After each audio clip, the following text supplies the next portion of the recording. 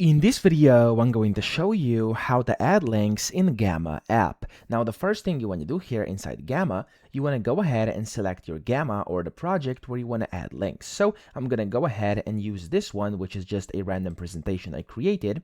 And when you open it up, you want to go ahead and come to some text where you actually want to add link to. So if I scroll down, let's say here where it says video tutorials, I want to add a link on here, okay? So if I click on that, as you can see, a link is already on. I'm going to remove this. There we go.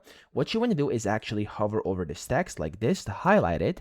It's going to pop up this box up here. And in here, you can see this button, which is the link button. You want to click on it. And then in here, you want to basically paste the link. And then you want to hit enter as it said over there. And there we go. As you can see, I've basically added the link. If I now click on that, it's going to show that it's currently the link to my YouTube channel over here. I can visit it, and then inside the tutorial, I could go ahead and open it or open it right over here by basically holding the Control key, clicking on it, and it's going to open up my YouTube channel here in a separate tab. So that's how to do it. I hope this video helped you out. If it did, please subscribe to the channel and help me out as well.